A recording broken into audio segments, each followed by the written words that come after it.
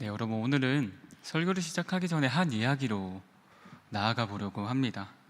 한 마을에 유명한 도공이 있었습니다. 그런데 그가 이렇게 유명해지기까지는 아버지의 힘이 절대적이었다고 합니다. 아들은 학교를 졸업하고 나서 도공이 되기 위해 아버지 밑에 들어가 도자기 만드는 기술을 배웠는데요. 하지만 아들은 자신이 만든 도자기가 너무나도 볼품이었고 쉽게 깨지는 것을 보고 얼마 후에 아버지를 찾아가 이렇게 말합니다. 아버지, 나는 재능이 없는 것 같습니다. 이쯤에서 그만두겠습니다 라고요. 이때 아버지가 아들에게 이렇게 말합니다. 아들아, 난 네가 태어나서 첫 걸음마를 시작할 때부터 보았다. 그런데 걸음마를 시작할 때 너는 참 많이 넘어지다 보니까 무릎이 성할 날이 없었어. 그럼에도 불구하고 너가 계속 걷다 보니까 지금은 걷는 것도 너무 잘 걷고 뛰어다니기도 한단다. 도자기를 만드는 것도 이와 비슷해. 너가 계속해서 어그러지고 역경이 찾아온다고 하더라도 계속해서 일어나 끝까지 도자기를 만들어야 돼 라고 위로해 줍니다. 이 위로를 받은 아들은 그 이후에도 수많은 역경 속에서 넘어지기도 하지만 아버지의 위로를 받아 어느 날 아버지와 같은 경지에 올라서 유명한 도공이 되어 또 아버지의 마음으로 제자들을 길러내는 장성한 선생님이 됩니다. 한마디로 도공으로서 꽃을 피운 거죠. 우리의 신앙도 이와 같은 원리가 적용될 때가 참으로 많습니다.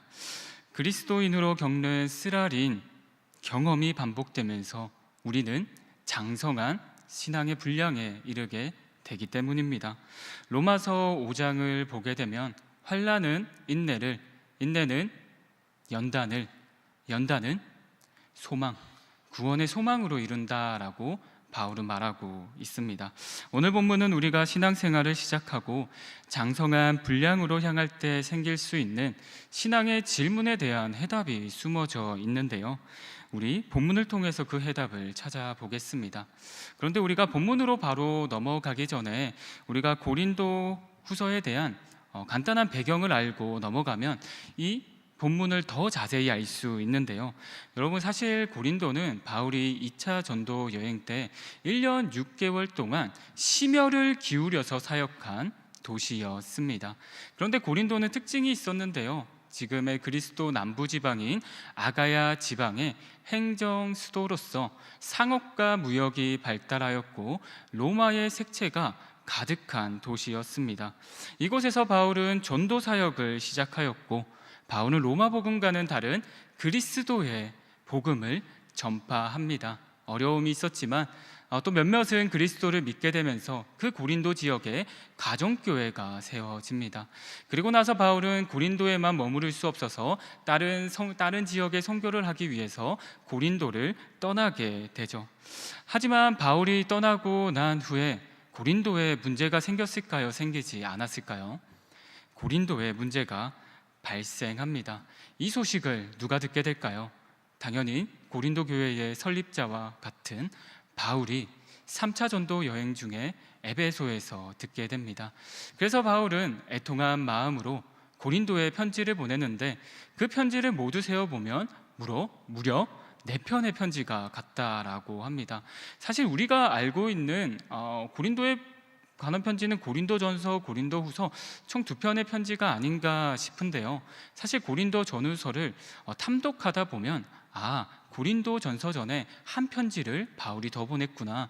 그리고 고린도전서 후에 또 고린도전서 후에 고린도후서 앞에 또 한 편지가 더 고린도에 갔구나라는 것을 알게 됩니다. 고린도전서 5장 9절에 보면 바울은 고린도전서의 첫 번째 편지를 보냅니다. 그 편지의 내용은 이렇습니다. 고린도 교회가 세상적인 유혹에 빠져 있는데 그 세상적인 유혹에 빠지지 말고 그리스도인의 길을 걸으세요라는 내용으로 편지를 보냅니다. 그런데 여러분, 고린도 성도들이 이 편지를 받고 단번에 음행에서 돌이켰을까요? 아닙니다. 그러면 편지가 두세 번 갈 필요가 없었겠죠.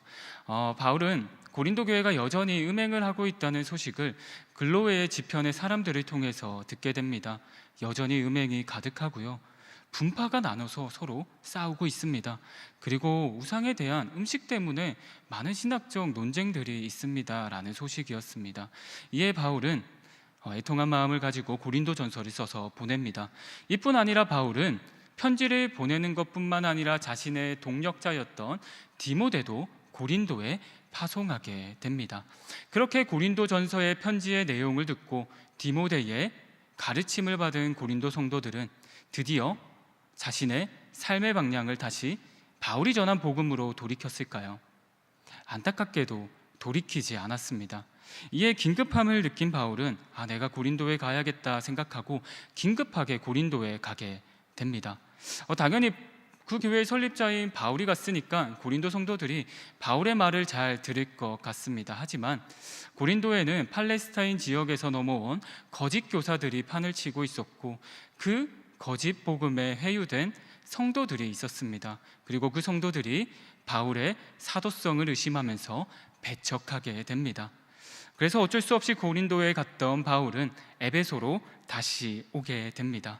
그리고 나서 바울은 고린도를 포기할 만도 한데 포기하지 않고 또 눈물의 편지를 써서 보냅니다. 단순히 눈물만 흘린 게 아니라 사랑의 마음을 담아서 꾸짖는 편지를, 준엄하게 꾸짖는 편지를 보내게 되죠. 그리고 그 편지가 고린도에 도달했습니다. 그리고 그 편지를 받은 고린도의 소식을 바울의 동역자인 디도가 바울이 마케도냐에 있을 때 와서 소식을 전해줍니다. 어떤 소식을 디도가 전했을까요? 바울 선생님, 세 번째 편지가 고린도에 갔는데 고린도 성도들이 그 말씀을 듣고 많은 성도가 회개하고 다시 돌아왔습니다.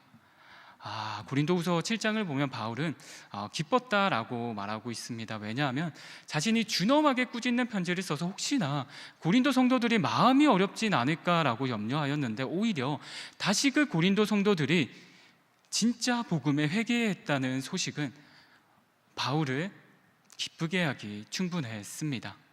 그리고 나서 쓰게 된 편지가 고린도 후서입니다.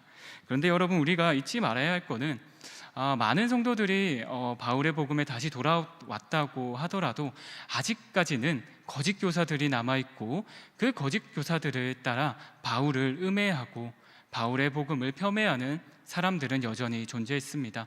그래서 바울은 고린도 후서를 쓸 때 마냥 기쁨으로만 보낼 수 없었죠. 그래서 대략적으로 세 가지 그 상황을 고려하면서 편지를 쓰게 되는데요. 첫 번째는 이제 화해에 이른 성도들을 향해 사랑과 애정을 담아서 편지를 보냅니다. 그리고 두 번째는 거짓 교사들의 복음을 따르는 그 복음이 잘못됐다는 것을 반박해서 보냅니다. 그리고 세 번째 상황을 고려하는데요. 어떤 걸까요? 나의 사도성을 음해하는데 진짜 사도는 이런 사람입니다 라는 상황을 고려해서 고린도 후서를 쓰게 됩니다. 이러한 이유 때문인가요? 바울의 고린도 후서의 그 초반을 보게 되면 다른 서신과는 조금 다른 모습을 보이게 됩니다. 사실 바울이 다른 편지를 쓸 때는 인사말을 쓰고 난 뒤에 수신자들의 상황을 고려하면서 주님, 그래도 수신자가 이렇게 믿음을 지키고 있어서 감사합니다, 주님 사랑합니다, 찬양합니다 라고 고백합니다. 그런데 고린도 후서를 보면 수신자의 상황을 말하고 있는 게 아니라 발신자 바울의 상황을 말하면서 자신의 사도성에 대해서 말하고 진짜 사도란 무엇인지, 그리고 거짓 교사들이 말하는 그 복음이 잘못됐다는 것을 피력하는 편지를 고린도 후서 서론부에 쓰게 됩니다. 그럼 이제 여러분, 이러한 배경을 가지고 우리가 고린도 후서의 말씀을 한번 살펴보겠습니다. 우리 고린도 후서 1장 1절에서 2절 말씀 우리 함께 읽겠습니다. 하나님의 뜻으로 말미암아 그리스도 예수의 사도된 바울과 형제 디모데는 고린도에 있는 하나님의 교회와 또 온 아가야에 있는 모든 성도에게 하나님 우리 아버지와 주 예수 그리스도로부터 은혜와 평강이 있기를 원하노라. 아멘. 고린도후서 1장 1절에서 2절까지의 말씀은 인사말인데요. 바울은 1장 1절에서 자신을 무엇이라고 밝히고 있나요? 네, 예수의 사도라고 소개하고 있습니다. 그런데 바울이 어떻게 사도가 되었다라고 소개하고 있나요? 자신이 12제자에게 추천서를 받아서 사도가 되었다라고 말하고 있나요? 아니면 자신이 유명한 학벌이 있어서 대단한 사람이어서 예수님의 사도가 되었다라고 말하고 있나요? 아니죠. 저기 색칠되어 있습니다. 바로 하나님의 뜻으로 말미암아 사도가 되었다라고 말하고 있습니다. 자신은 죄인이라서 하나님의 올바로 설 수도 없는데 하나님의 은혜로 사도가 되었다라고 말하고 있는 거죠. 이 말의 행간에는 이런 뜻이 숨어 있습니다. 진짜 하나님의 뜻으로 사도된 사람은 자신의 연약함을 알고 죄인임을 알고 하나님만 주장하는 사람입니다. 거짓 교사들과 같이 자신의 언변을 주장하고 자신의 대단함을 나타내지 않습니다. 진짜 사도는 하나님의 영광만을 드러냅니다 라는 뜻이 이 행간에 숨어 있는 거죠. 여러분, 진짜 사도가 어떤 사도입니까? 진짜 그리스도인이 어떤 그리스도인입니까? 진짜 청년부 리더가 어떤 리더입니까? 생각해 보게 됩니다. 어떤 리더가 어떤 그리스도인이 진짜 그리스도인 리더인가? 하나님의 뜻으로 하나님의 은혜로 이 자리에 있음을 알고 사나 죽으나 하나님의 영광을 위해서 살아가는 자가 진짜 하나님의 사도, 진짜 하나님의 제자, 그리스도인이라는 겁니다. 여러분, 이 사실을 기억하면서 하루하루를 살아가고 교회 생활을 해가는 우리 귀한 신일교회 공동체 되기를 주님의 이름으로 축복합니다. 네, 그리고 이제 1절 하반절에 바울은 또 1절 하반절에 넘어가기 전에 우리가 조금 더 살펴볼 점은 상반절에 또 발신자에 대해서 바울이 말합니다. 근데 발신자가 바울인 것 같은데 바울이 자신의 이름만을 주장하지 않고 옆에 누구의 이름을 적고 있나요? 바로 디모데라는 이름을 적고 있습니다. 나의 형제 디모데. 바울은 왜 그 형제 디모데를 발신자로 쓰고 있을까요? 진짜 함께 편지를 썼을 수도 있지만 더 중요한 이유는 디모데가 고린도에 사역하러 갔나요? 가지 않았나요? 사역하러 갔습니다. 그리고 디모데가 사역하였지만 고린도 성도들이 바로 회개하지 않았습니다. 한마디로 어쩌면 디모데가 그곳에서 굉장히 힘든 사역을 했겠죠. 바울도 배척했을 정도니까요. 이것을 고려해서 바울은 자신의 동역자인 디모데의 건의를 세워주는 겁니다.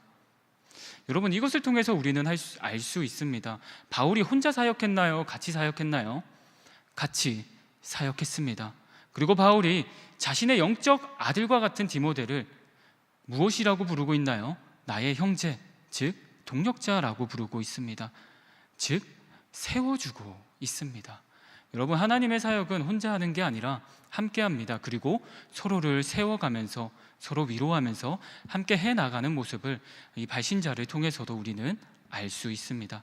그리고 하반절에서 바로 바울이 수신자에 대해서 언급하는데 수신자가 누구라고 말하고 있나요?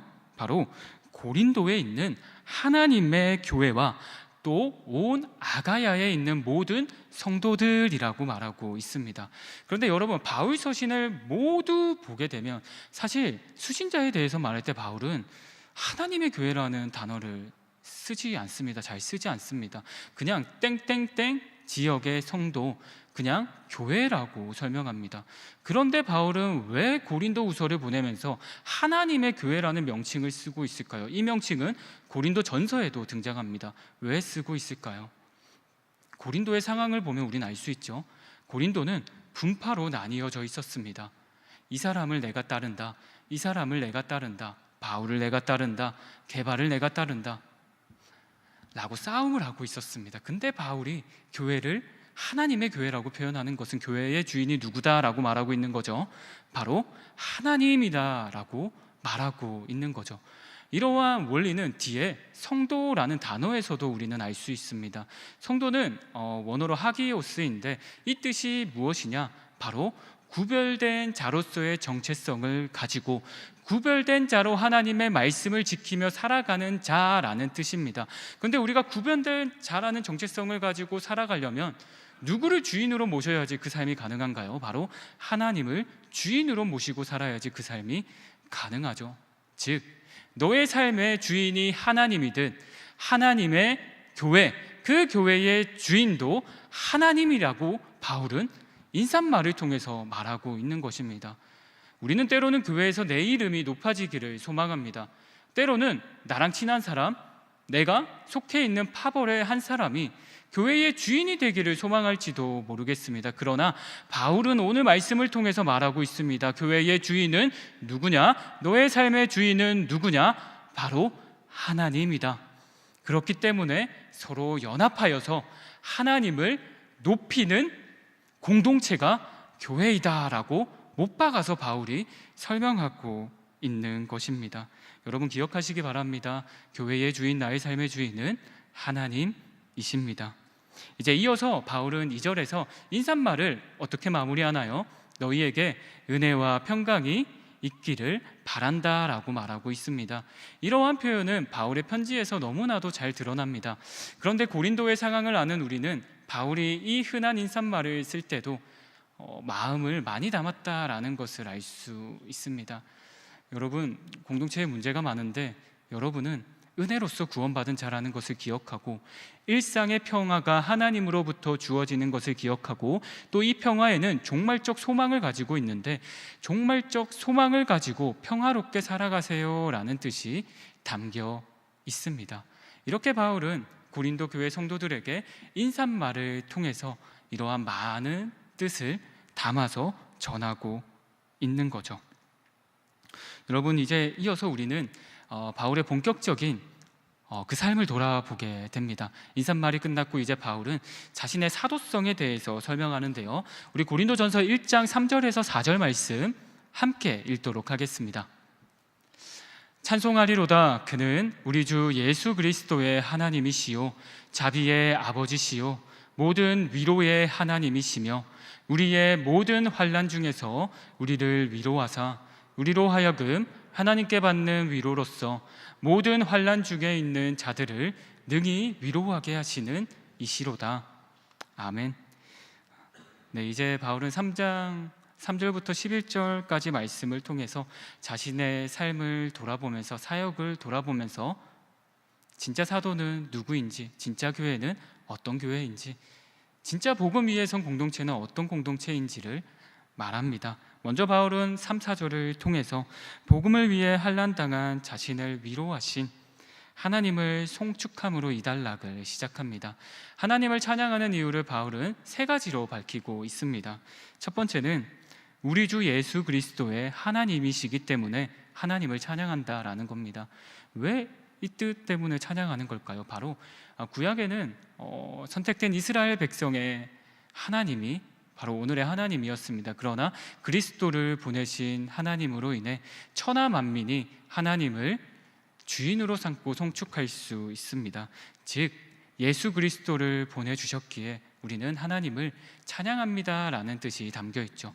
그리고 두 번째 이유는 하나님이 자비의 아버지시기 때문에 찬양한다라고 되어 있습니다. 자비라는 뜻은 어떤 뜻입니까? 어려움에 당한 타인의 고통을 염려하면서 연민하는 마음입니다. 한마디로 같이 옆에서 애통해하는 마음입니다. 하나님은 그러한 사랑이 있으신 분이기 때문에 나는 하나님을 찬양합니다 라고 말하고 있는 거죠. 그리고 세 번째 이유가 우리가 더욱 주목해 볼 필요가 있는데요. 세 번째 이유는 하나님은 모든 위로의 하나님이시기 때문에 찬양합니다 라고 말하고 있습니다. 사실 이 위로는 자비와 비슷한 맥락입니다. 자비의 마음이 외형적으로 표출된 행동이 위로이고 격려이기 때문입니다. 우리가 이러한 상황을 가지고 이 구절을 조금 더 자세하게 보게 되면 우리는 모든 위로의 하나님이라는 구절을 보게 됩니다. 이 모든은 어떤 뜻을 가지고 있을까요? 바로 어떤 순간에든지 나는 위로의 하나님이다 라는 겁니다.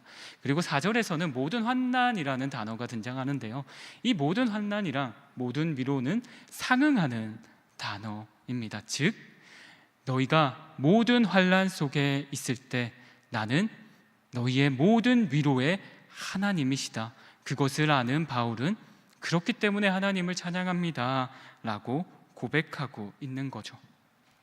여러분, 이거는 마치 우리가 서론에서 살펴보았던 아버지와 같이 그리스도가 먼저 그 길을 가본 분으로서 아들이 겪는 고통을 이해하고 위로해서 신앙이 꽃피울 때까지 페이스메이커로 간다라는 뜻이 담겨져 있습니다.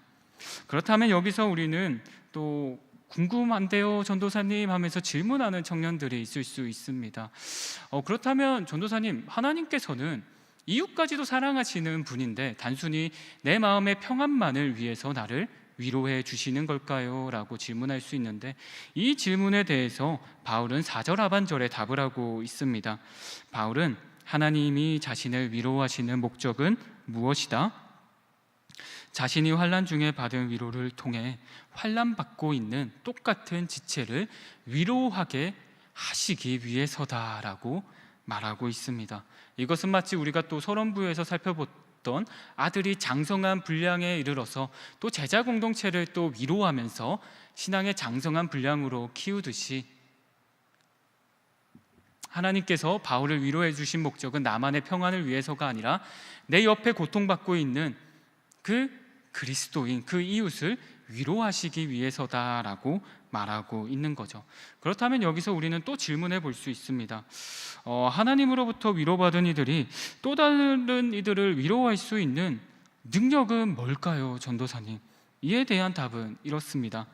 그것은 위로받은 이들이 하나님의 위로와 격려를 받으면서 하나님의 자비의 마음, 하나님의 사랑의 마음을 경험하였기에 그것이 능력이 되어서 내 옆에 힘들어하는 지체를 위로할 수 있다는 겁니다.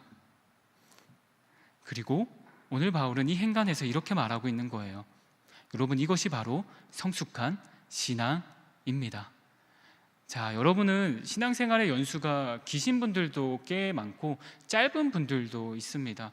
그렇다면 신앙의 연수가 기신 분에게 두 가지 질문을 한번 해보겠습니다. 여러분은 성숙한 신앙인입니까? 아니면 위로만 받고 그것으로 만족하는 신앙인입니까? 오늘 바울은 장성한 분량에 이를 것을 권하면서 하나님께 위로받았다면 그것으로 끝나는 게 아니라 고통받고 있고 옆에서 힘들어하는 자를 위로할 수 있어야 된다라고 말하고 있습니다.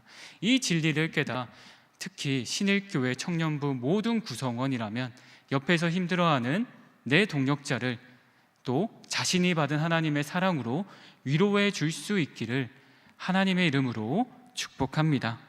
이제 바울은 5절에서 그리스도인들이 고난을 경험할 때 주어지는 하나님의 위로의 원리를 한 번 더 설명하는데요, 우리 5절 말씀 함께 읽겠습니다.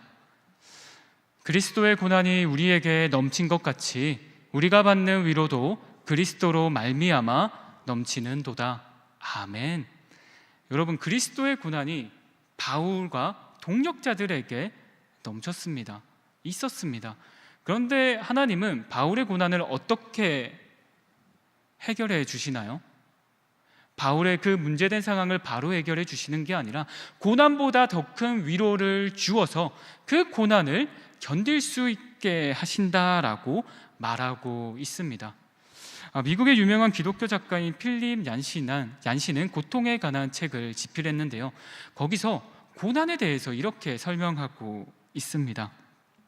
여러분, 우리 그리스도인들은 고난을 당할 수 있습니다. 하지만 그 고난을 극복할 수 있는 방법은 무엇이냐? 우리를 도울 분이 누구신지 아는 것입니다. 바울은 이 원리를 잘 알았습니다. 우리 사도행전 18장 9절에서 11절 말씀 함께 읽겠습니다. 밤에 주께서 환상 가운데 바울에게 말씀하시되 두려워하지 말며 침묵하지 말고 말하라. 내가 너와 함께 있음에 어떤 사람도 너를 대적하여 해롭게 할 자가 없을 것이니 이는 이 성중에 내 백성이 많음이라 하시더라. 1년 6개월을 머물며 그들 가운데서 하나님의 말씀을 가르치니라. 아멘. 바울은 고린도에서 사역할 때도 힘들었습니다. 대적자들이 차고 넘쳤거든요. 그리고 로마의 복음은 자신을 자랑하는 복음이었기 때문에 그리스도의 복음이 들어가는, 겸손의 복음이 들어가는 게 참으로 힘든 도시였습니다. 그래서 바울은 사역을 포기하고 싶었지만 하나님은 바울에게 위로해 주십니다. 어떻게 위로해 주시나요? 내가 너와 함께 있을 것이다. 그리고 바울아, 너는 혼자가 아니다. 너 옆에 동력자들이 있다라고요. 그리고 그 자비와 사랑에 힘입은 바울이 하나님의 그 사명을 잘 감당합니다. 1년 6개월 동안 고린도에서 복음을 전파한 것을 보고 우리는 알 수 있는 거죠. 여러분, 기억하시기 바랍니다. 우리가 그리스도인이기 때문에 포기해야 할 것들이 있습니까? 간단하게는 우리가 주일 예배를 드리지 않고 내가 일을 한다면 조금 더 내 생활 형편이 나아지지 않을까? 아니면 그냥 편하게 집에서 쉬면, 기쁜 휴식을 쉬면 육체적 회복이 있지는 않을까? 내가 왜 부끄럽게 사람들에게 예수님을 전해야 되는 거지? 원수를 사랑해야 하는 거지? 아니면 내가 다른 사람을 속이면 1,000만 원을 벌 수 있는데 왜 그것을 안 해서 300만 원만 벌어야 되지? 할 때, 이러한 유혹들이 찾아올 때 우리는 이 고난이 정말 그리스도인의 고난이라고 생각된다면 그 고난 이후에 더 크게 부어질 하나님의 위로를 기억하시고 기대하시는 우리 신일교회 청년부 구성원 되기를 간절히 소망합니다. 그리고 바울은 그 깊은 만남을 통해, 교제를 통해 장성한 분량으로 성장해 나갔습니다. 여러분, 이제 바울은 6절에서 7절 말씀을 통해 하나님의 위로의 이유와 원리를 기억하며 이제 고린도 교회와 하나님의 그 공동체 위에 이러한 삶을 살 것을 권면하고 있습니다. 7절 말씀을 보면 바울은 세 번째 편지인 눈물의 편지를 보고 회개한 성도들을 보면서 소망의 확신을 가지기 시작합니다. 그래도 고린도 성도들이 나와 같은 고난에 동참하고 있구나. 그렇다면 그 고난은 잘못된 게 아니다. 그리스도의 고난이기 때문에 하나님께서 더 크신 위로를 부어주실 거고, 너의 삶을 살아가면서 그리스도인이기를 포기하고 싶은 수많은 순간이 오겠지만 하나님께서 너의 삶에서 더 큰 위로를 주실 것이다 라는 것을 확신함으로써 구원에 이르는 것을 바울은 7절 말씀을 통해 소망하고 확신한다라고 말하고 있는 것이죠. 그리고 이제 우리는 바울의 8절 9절 말씀을 통해 아시아에 당한 바울의 간증을 듣게 됩니다. 우리 고린도후서 1장 8절에서 9절 말씀 함께 읽겠습니다.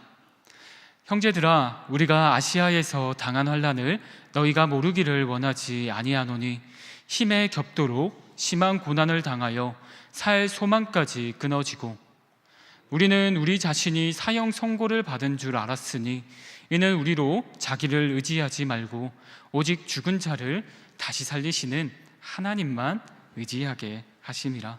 아멘.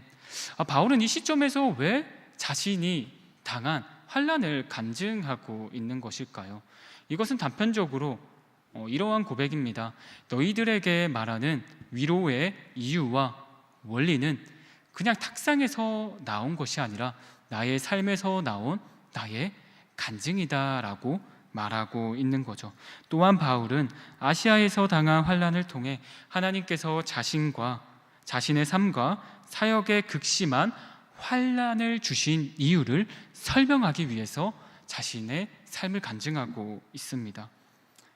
하나님께서 바울에게 환난을 주신 이유를 바울은 뭐라고 말하고 있나요? 바울은 말합니다. 오직 주님만 의지하게 하심이라. 살 소망이 끊어진 것 같은 고난을 경험한 것은 돌이켜 보니 행여라도 내가 나를 의지할까 봐 하나님께서 하나님만 의지하게 하심이라. 돌이켜 보니 그것이 사랑이더라라고 말하고 있는 것입니다. 여러분, 바울이 환난을 겪은 이유가 무엇입니까? 나 자신을 의지하는 게 아니라 하나님만 의지하기 위해서라고 바울은 말하고 있습니다. 이처럼 바울은 3절에서 5절까지의 말씀을 통해 하나님께서 위로해 주시는 이유와 원리를 깨달았고, 또한 8절과 9절 말씀을 통해 자신의 삶을 통해 나에게 하나님께서 주신 환난의 이유를 깨달았습니다. 이러한 것을 모두 깨달은 바울이 이제 10절 말씀을 고백하고 있는 것입니다. 우리 함께 읽도록 하겠습니다. 그가 이같이 큰 사망에서 우리를 건지셨고 또 건지실 것이며 이후에도 건지시기를 그에게 바라노라. 아멘. 바울은 수많은 그리스도인이기 때문에 겪는 고난을 통해서 하나님과 깊은 교제를 하게 되었고 하나님의 관계가 끈끈해졌습니다. 그래서 바울이 이제 주님을 신뢰함으로 말하고 있는 것입니다. 과거에 나를 구원해 주신 하나님이 현재에도 구원해 주실 거고 미래에도 나와 함께 하시면서 구원해 주실 것이다. 그렇기 때문에 내 코앞의 미래가 두려울지라도 나는 하나님과 함께기에 두렵지 않다라는 고백이 10절에 고백입니다. 이 고백은 신앙의 장성의 분량을 향하는 그 도상 위에 서 있는 그리스도인이 할 수 있는 고백이라는 거죠. 여러분, 저는 이 10절의 고백이 우리 신일교회 청년부 모두의 고백이 되기를 간절히 부탁하고 하나님의 이름으로 축복합니다. 이제 이어서 바울은 11절 말씀을 통해서 고린도후서의 서신부를 마무리하고 있습니다. 11절 말씀을 보게 되면 바울은 자신의 사역을 위해서 고린도 교회 공동체에게 기도를 부탁하고 있습니다. 바울이 왜 기도를 부탁하고 있을까요? 자신의 사역을 자신이 혼자서 감당할 수 없기 때문입니다. 그리고 나와 함께한 그 공동체가 그리스도 안에 있는 형제와 자매이기 때문에 우리 함께 하나님의 장성한 분량에 이르러 또 함께 기도로 연합함으로써 끝까지 이 삶 속에서 하나님을 증거하는 증인이 되자라는 의미가 숨어 있다라는 거죠. 이제 설교를 마무리하려고 합니다. 여러분, 오늘 성경에서 또 오늘 제가 설교에서 어떤 단어를 가장 많이 언급했을까요? 네, 다들 머릿속으로 생각하고 있을 것입니다. 오늘 본문 3절에서 8절 말씀을 보면 고난과 환난이라는 단어가 세어보니까 8번 정도 나오더라고요. 그리고 위로라는 단어가 10번 정도 나오더라고요. 어쩌면 2라는 숫자가 미세해 보일 수 있지만 오늘의 주제와도 맥락이 통합니다. 그리스도인이 살아가면서 고난과 환난이 있을지라도 그것보다 넘치는 하나님의 위로가 있기에, 나의 고난을 압도하는 위로가 있기에 나는 그리스도인으로서 살아가겠습니다. 이 길을 놓치지 않겠습니다. 이 길이, 이 삶이 마무리되어서라도 나는 하나님과 함께 하겠습니다 라는 주제가 강력하게 놓여 있다라는 거죠. 여러분, 이 사실을 기억하시기 바랍니다. 그리스도인으로서 고난이 때로는 너무나도 힘들지만 기뻐할 수 있는 이유는 이 고난 뒤에 어떤 하나님의 위로가 있을까라는 기대감이 있기 때문입니다. 그리고 정말 힘들지만 하나님의 섭리가 있겠지라는 고백으로 나의 삶의 주인이 하나님이시지라고 나의 환난의 이유를 고백하며 나아갈 수 있기 때문입니다. 여러분, 한 문장만 기억하시기 바랍니다. 그리스도인으로서 받는 고난보다 더 큰 하나님의 위로가 있기에 우리는 그리스도인의 길을 끝까지 걸어갈 수 있습니다. 이것을 마음에 새기시면서 오늘 제가 기도하고 설교를 마치도록 하겠습니다. 우리 함께 기도하겠습니다. 사랑이 많으신 하나님 아버지, 우리의 발걸음을 교회로 인도하셔서 예배드리게 하시니 참으로 감사드립니다. 하나님, 우리는 너무나도 영악하여서 그리스도인의 고난을 피하고 싶을 때가 너무나도 많습니다. 그러나 이제는 이 그리스도인의 고난 뒤에 주어질 하나님의 위로를 기대하고 또한 장성한 분량까지 이를 나의 신앙을 기대하고 하나님과 더 가까워질 나 자신을 기대하면서 나아갈 수 있는 우리 모두가 될 수 있도록 주님 인도하여 주시옵소서. 한 주간에도 성령 하나님 우리 각자 청년부 또한 성도님들 가운데 함께 하셔서 또 한 차원 또 더 높은 믿음으로 성장시킬 것을 믿으며 이 모든 말씀 살아계신 우리 주 예수님의 이름으로 기도드립니다. 아멘.